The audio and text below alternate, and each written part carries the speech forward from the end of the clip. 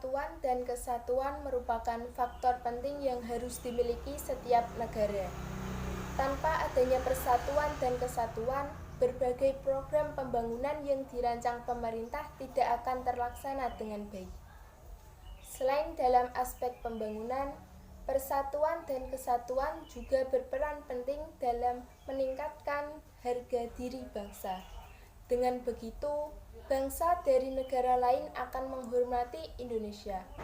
Bangsa dan negara kita tidak akan mudah terpecah belah dan diinjak-injak negara lain, selama seluruh masyarakat kuat dalam hal persatuan dan kesatuan bangsa.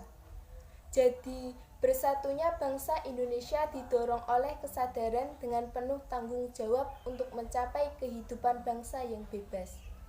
Dalam suatu wadah negara yang merdeka, berdaulat, adil dan makmur.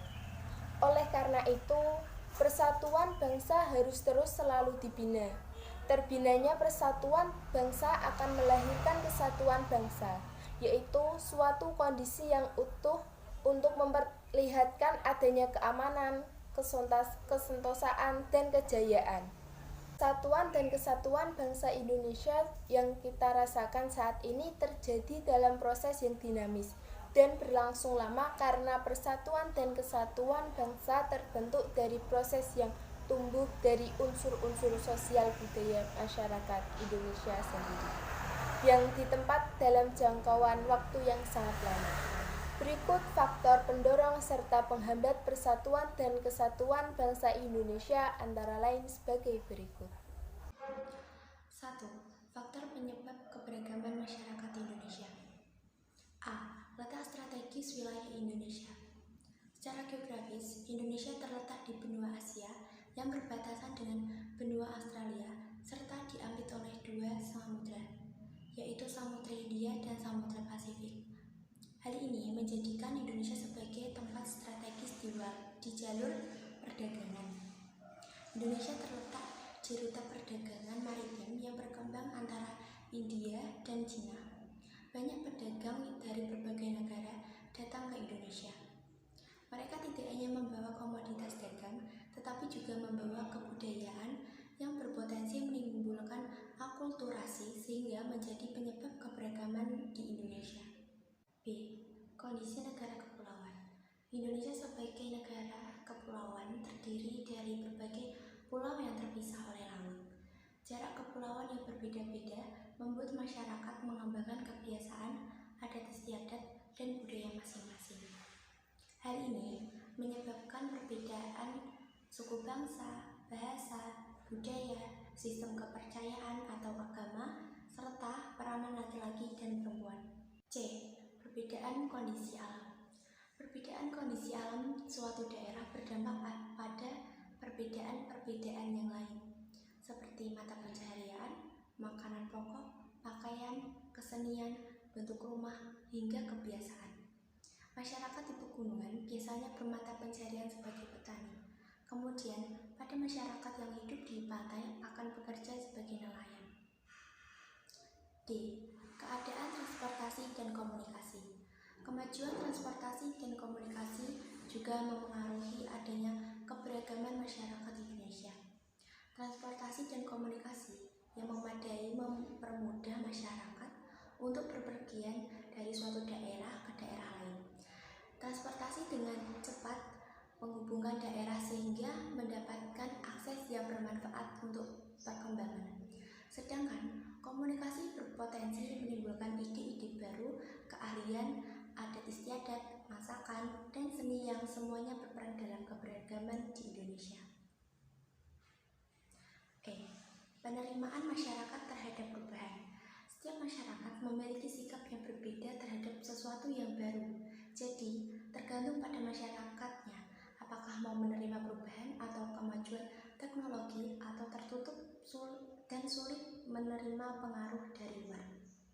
Adapun masyarakat yang bersikap terbuka terhadap perubahan akan lebih maju daripada yang tertutup seperti masyarakat di perkotaan.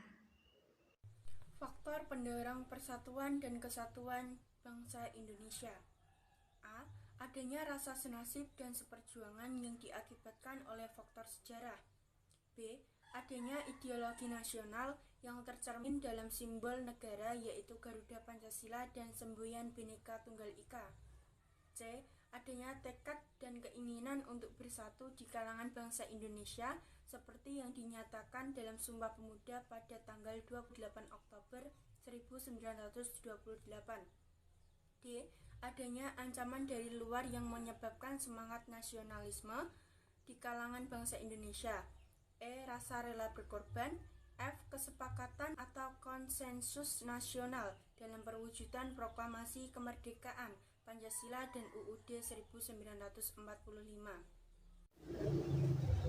3. Faktor penghambat persatuan dan kesatuan bangsa Indonesia. A.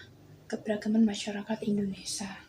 Keberagaman yang dimiliki rakyat Indonesia dapat menjadi penghambat persatuan dan kesatuan bangsa apabila tidak diiringi dengan sikap saling menghargai, menghormati, serta adanya toleransi.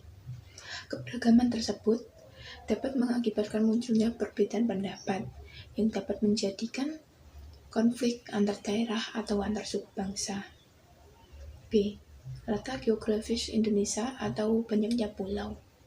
Geografis Indonesia yang terdiri dari pulau-pulau dan kepulauan memiliki karakteristik yang berbeda-beda, serta memiliki jumlah pulau yang banyak. Di Indonesia juga merupakan negara maritim, yaitu negara yang sebagian besar wilayahnya adalah perairan. Dan karakteristik wilayah Indonesia ada dua aspek, yaitu wilayah perairan dan wilayah daratan.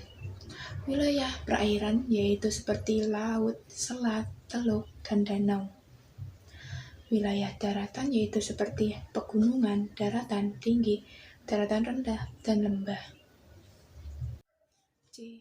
Besarnya kemungkinan ancaman, tantangan, hambatan, dan gangguan yang mendorong keutuhan serta kesatuan dan persatuan bangsa, baik yang berasal dari dalam negeri maupun dari luar negeri.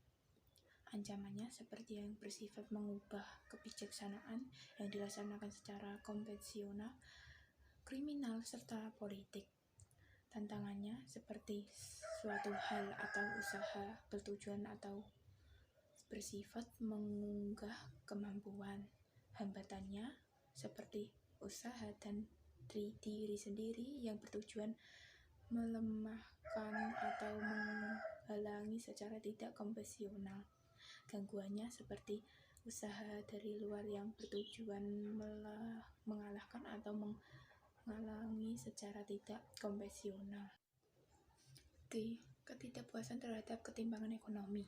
Kondisi ekonomi yang ditimbang bisa memperlemah persatuan dan kesatuan bangsa.